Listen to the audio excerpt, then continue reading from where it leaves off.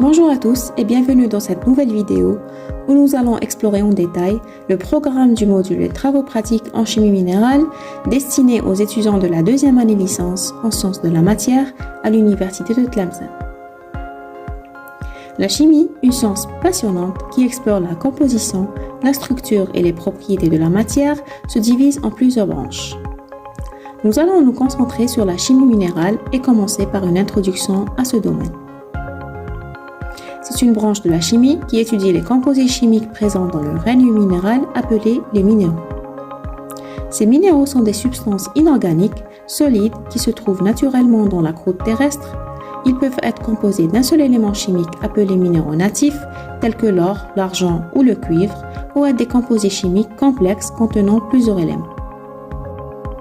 La chimie minérale explore alors les propriétés physiques et chimiques de ces minéraux, ainsi que les processus de leur formation, leur identification et leur classification. Elle étudie également les réactions chimiques qui les impliquent, notamment leur dissolution, leur cristallisation et leur transformation sous l'influence de divers facteurs environnementaux.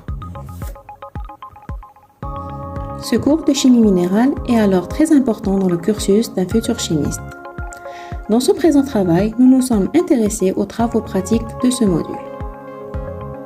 Comme je l'ai annoncé au début, ce cours est destiné aux étudiants de la deuxième année licence en sciences de la matière et comporte 5 travaux pratiques. Dans cette vidéo, nous allons nous focaliser sur le TP2 intitulé « Les tests de reconnaissance de quelques ions, cations et anions ». Après avoir réalisé ce travail pratique, l'étudiant devrait alors être capable de distinguer le cation de l'anion, de définir une réaction de précipitation. De plus, il sera apte à nommer les réactifs de reconnaissance et enfin d'interpréter les résultats trouvés dans la manipulation. Un petit rappel théorique s'impose. Commençons tout d'abord par la définition des ions. Alors, l'ion est toute espèce chimique, monoatomique ou polyatomique, électriquement chargée.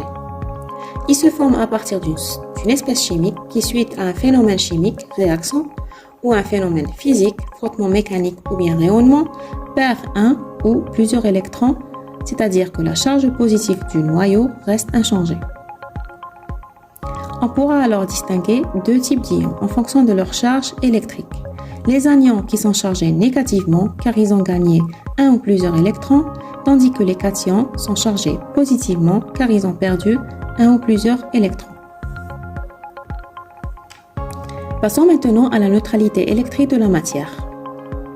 À l'échelle macroscopique, la matière liquide ou solide est toujours électriquement neutre, ce qui implique qu'une matière ionique est toujours composée de cations et d'anions qui composent leur charge électrique. Cette neutralité permet de prévoir la proportion des cations et des anions. Par exemple, du chlorure de sodium contient autant d'ions chlorure Cl- que d'ions sodium Na+, car chacun ne porte qu'une seule charge.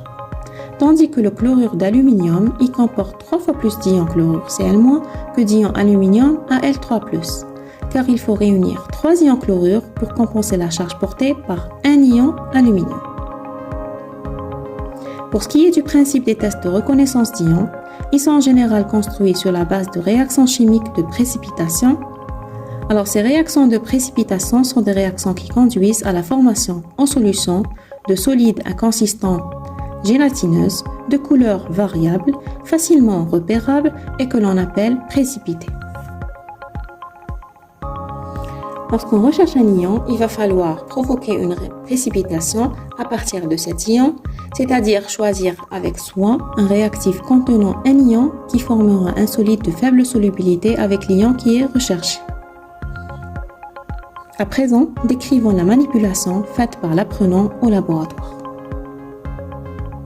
Afin de réaliser ce TP, l'étudiant aura des réactifs qu'il devrait utiliser, à savoir des solutions qui contiennent des ions tels que le cuivre 2, 2+, Ce2+, le fer Fe2+, le fer Fe3+, le zinc Zn2+, les chlorures Cl-, les carbonates CO3 2-, les sulfates SO4 2- et les phosphates PO4 3-,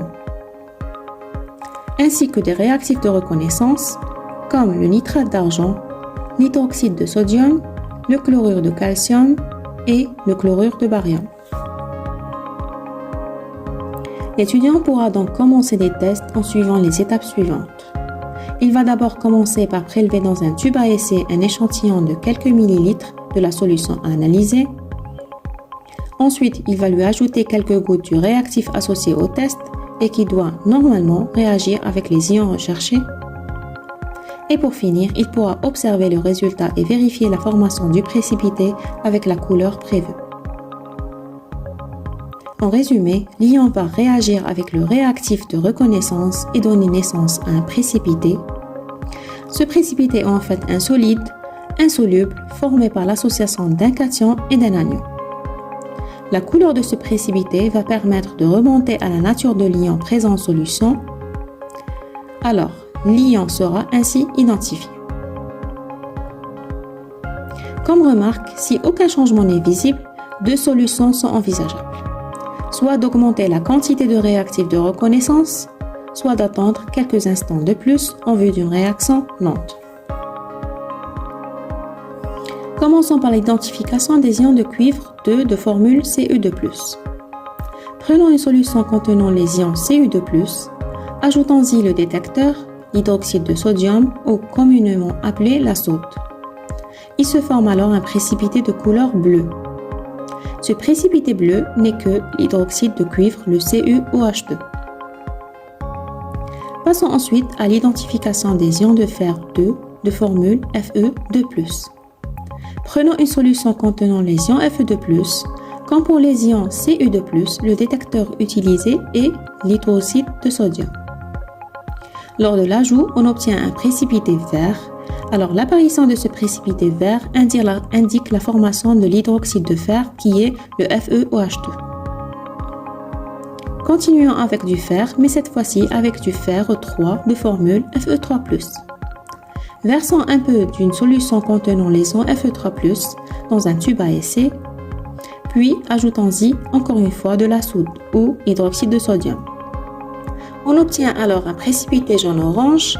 Ce précipité de couleur rouille est caractéristique des ions Fe3+, et l'hydroxyde de fer, le FeOH3. Parlons maintenant de l'identification des ions de zinc 2 de formule Zn2+. Prenons un tube à essai contenant les ions Zn2+, ajoutons-y encore une fois de la soude, on obtient alors un précipité blanc. Ce précipité blanc est l'hydroxyde de zinc qui est le ZnOH2. Découvrons aussi le test d'identification des ions chlorure. Prenons une solution contenant les ions chlorure Cl-, ajoutons-y le détecteur qui est cette fois-ci le nitrate d'argent. On obtient alors un précipité de couleur blanc. Exposé à la lumière, ce précipité a tendance à noircir.